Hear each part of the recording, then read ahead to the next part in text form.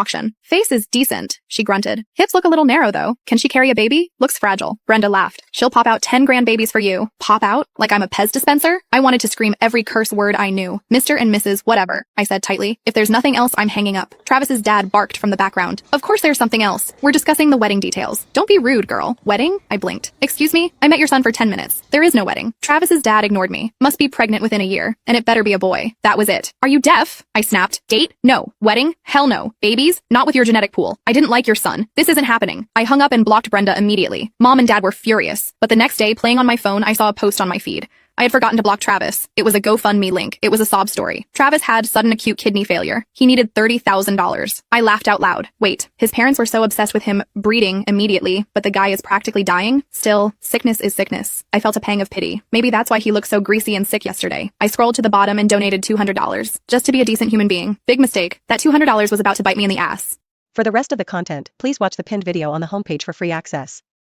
Chapter 2, The Sickening Stench of Guilt. $200, that's all it was. A drop in the ocean compared to the $30,000 price tag for Travis's urgent medical treatment. I told myself I was just being a decent human being, a small act of charity to balance out the universe after Aunt Brenda's grotesque performance. I had scrolled past the GoFundMe page, seen the picture of Travis looking paler than he did in my living room, and my stomach had clenched. It wasn't for him. It was for the principle of it. The idea of a kid, because let's be honest, he was a kid with a receding hairline, dying because his family was too cheap to have proper insurance. I justified it. I told myself that by donating, I was drawing a line under the entire sordid affair. A final, clean severance. I had even sent a curt text to my parents, gave the gremlin $200, consider the debt paid, do not contact me about this again. I was wrong, so monumentally, cosmically wrong. The first sign that something was off came 3 days later. It was a Tuesday, the air in my New York apartment thick with the smell of instant ramen and impending deadlines. My phone buzzed, a number I didn't recognize. Hello, I answered, my voice still hoarse from a client call. Chloe, this is Dr. Armitage from the Cleveland General Nephrology Department, a clipped professional voice said. I froze, I'm sorry, who? Dr. Armitage, we have a patient here, Travis J. Callahan. He was admitted yesterday. We received a rather significant donation to his private care fund, and the account is flagged under your name and card. A cold sweat broke out on my neck. I donated a small amount, $200. I just wanted to help. $200 is a kind gesture, Miss Miller, but the system shows a transfer of $20,000 from a Chase account ending in 4421. That's a substantial sum. Is it possible you made a larger donation in error, or perhaps a family member used your information? $20,000. I nearly dropped the phone. My blood turned to ice water. I scrambled to my banking app, my fingers trembling. There it was, a charge for $20,000 listed as electronic payment to Cleveland General Hospital. The timestamp was 3:14 a.m. I was asleep. I was definitely asleep. Panic, that familiar, cloying beast, surged up my throat. I called the bank, my words tumbling over each other. Fraud, I've been hacked. I did not authorize a $20,000 payment to a hospital in Ohio. The bank representative, blessedly efficient, put a hold on the card. We can reverse the transaction, Miss Miller, but it will take 24-48 hours. The funds are already allocated to